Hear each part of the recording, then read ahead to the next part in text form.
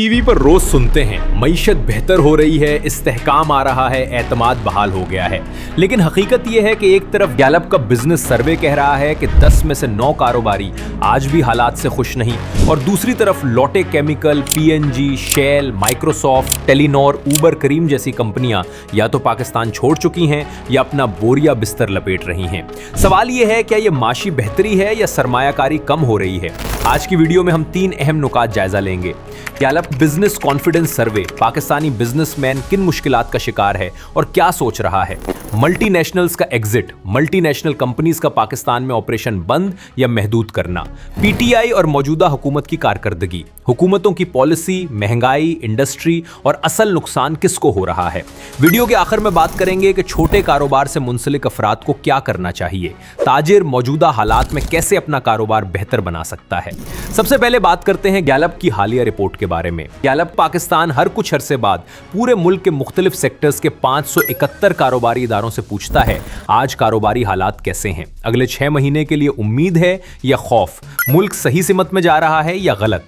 ताजा 16वें सर्वे के मुताबिक मौजूदा हालात को अच्छा कहने वाले ताजरों की तादाद 20% से गिरकर सिर्फ 8% रह गई है। मुस्तकबिल के बारे में पॉजिटिव सोच रखने वाले अफराद 22% से कम होकर 12%, और मुल्क की सिमत पर राय देने वालों की तादाद -2% से गिरकर -8% हो गई है। यानी हुकूमती आंकड़े ऊपर की तरफ और मुल्क में कारोबारी हालात नीचे की तरफ जा रहे हैं। जबकि हुकूमत यह भी कह रही है कि ग्रोथ वापस पॉजिटिव है, डिफॉल्ट का खतरा कम है और महंगाई ऑफिशियल नंबर्स में नीचे जा रही है।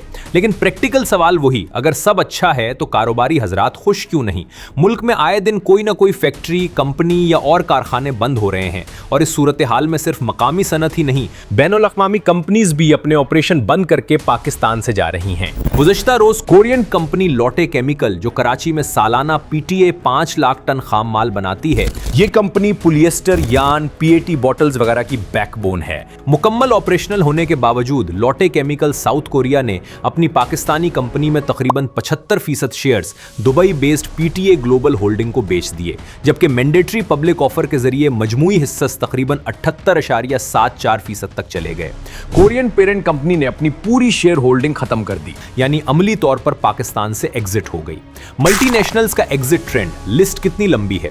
गुज़श्ता तकरीबन 3 से 4 साल में कम से कम 9 से 13 के करीब बड़ी मल्टीनेशनल कंपनीज या तो पाकिस्तान से निकल चुकी हैं या अपना फुटप्रिंट शदीद कम कर चुकी हैं। चंद नुमाया नामों में प्रॉक्टर एंड गैम्बल अपनी फैक्ट्रियां और डायरेक्ट ऑपरेशंस बंद करके थर्ड पार्टी डिस्ट्रीब्यूटर्स के जरिए काम की तरफ जा रही है, जबकि जिलेट पाकिस्तान डीलिस्टिंग कंसिडर कर रही है। शेल पाकिस्तान अपनी पाकिस्तान रिटेल बिजनेस स्टेक बेचकर निकलने का फैसला कर चुकी है।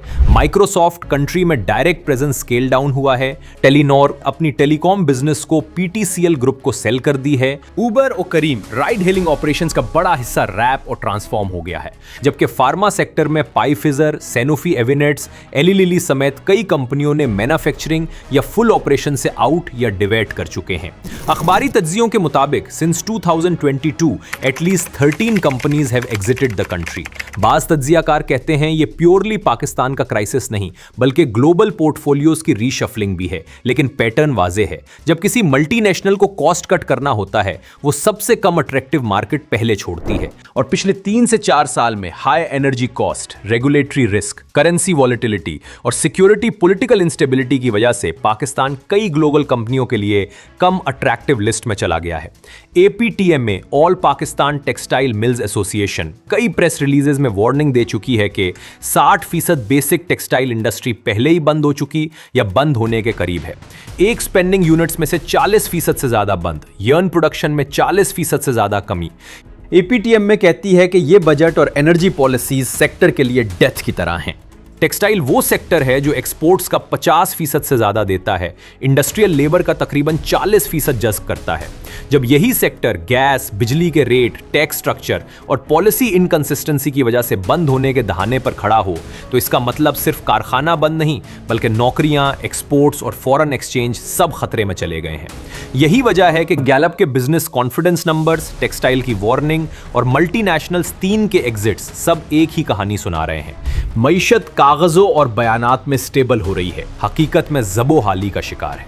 अगर मौजूदा दौर का पीटीआई दौर हुकूमत के साथ मुआजना करें तो मुबस्सिरीन के मुताबिक पीटीआई दौर हुकूमत के दौरान गैर यकीनी सियासी सूरत हाल, कोरोना की शक्ल, बैनुल-अक़वामी क्राइसिस के दौरान भी ताजिर बरादरी और बैनुल-अक़वामी कंपनीज में इस हद तक मायूसी नहीं पाई जाती थी। जबकि इस हवाले से गैलप के साबिक सर्वे रिपोर्ट्स का मुआयना किया जाए तो 2019 से 2022 तक कारोबारी हलकों में ना सिर्फ एतमाद पाया जाता था बल्कि मुल्क में मजीद सरमायाकारी भी मुतवक्के थी। मगर 2022 के बाद गैलप रिपोर्ट्स के मुताबिक कारोबारी हलकों के एतमाद में वाज़ेह कमी देखने में आई है।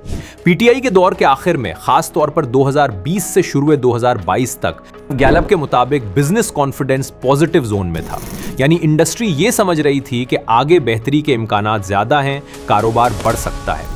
फिर 2022 के बाद सियासी अदम इस्तेहकाम, इन्फ्लेशन, IMF, करेंसी क्रैश और बिजनेस कॉन्फिडेंस रिकॉर्ड हद तक नीचे चला गया। इसी दौरान बड़ी मल्टीनेशनल कंपनियां पाकिस्तान छोड़ती नजर आईं। आज की सूरत हाल कुछ रिकवरी है, मगर अब भी लोग कहते हैं माहौल अभी सेफ नहीं, रिस्क अब भी हाई है। इसलिए एक लाइन में जवाब, जो डेटा मौजूद है इसके मुताबिक कारोबारी माहौल पीटीआई के दौर के आखिर में मौजूदा दौर के मुकाबले में बेहतर था। ये सब कहानी सिर्फ बैलेंस शीट्स की नहीं, आपके फ्यूचर की भी है। जब मल्टीनेशनल्स कंपनीज निकलती हैं तो हाई क्वालिटी जॉब्स, ट्रेनिंग और टेक्नोलॉजी ट्रांसफर कम हो जाता है। जब टेक्सटाइल और मैन्युफैक्चरिंग बंद होती है तो लो टू मिड स्किल जॉब्स खत्म होती हैं, जो मिडिल क्लास और लोअर मिडिल क्लास के लिए सबसे बड़ा सहारा होती हैं। जब बिजनेस कॉन्फिडेंस लो हो, नई इन्वेस्टमेंट कम, नई फैक्ट्रीज कम, नई जॉब अपॉर्चुनिटीज कम, और ये साइकिल इन्फ्लेशन प्लस अनएम्प्लॉयमेंट को कंबाइन करके हकीकी जिंदगी को मुश्किल बना देती है। अगर आप नौजवान हैं, स्टूडेंट हैं, फ्रीलांसर हैं या छोटा कारोबार शुरू करना चाहते हैं तो 3 चीजें जहन में रखें। 1, सिर्फ सियासी बयान पर ट्रस्ट ना करें, डेटा, सर्वेज और इंडस्ट्री के सिग्नल्स भी देखें। 2, अपनी स्किल सेट ऐसे रखें कि अगर एक सेक्टर क्राइसिस में हो तो आप दूसरे सेक्टर में शिफ्ट हो सके, खास तौर पर digital skills, freelancing, regional markets. अगर बिजनेस कर रहे हैं तो कॉस्ट, एनर्जी और पॉलिसी रिस्क को अपने बिजनेस मॉडल का हिस्सा समझकर प्लान बनाएं। सिर्फ कल सब बेहतर हो जाएगा पर ना छोड़ें।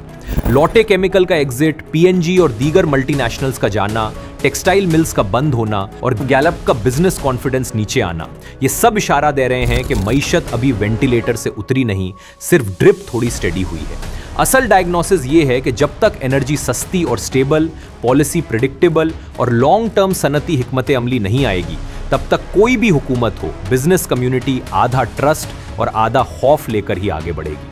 अब आप बताएं, आपके ख्याल में मल्टीनेशनल्स के जाने की सबसे बड़ी वजह क्या है? Energy cost, policy risk, political instability या ग्लोबल कंपनियों की अपनी स्ट्रेटेजी? अपनी राय कमेंट्स में लिखें, हम अगली वीडियोस में आपके पॉइंट्स भी शामिल करेंगे।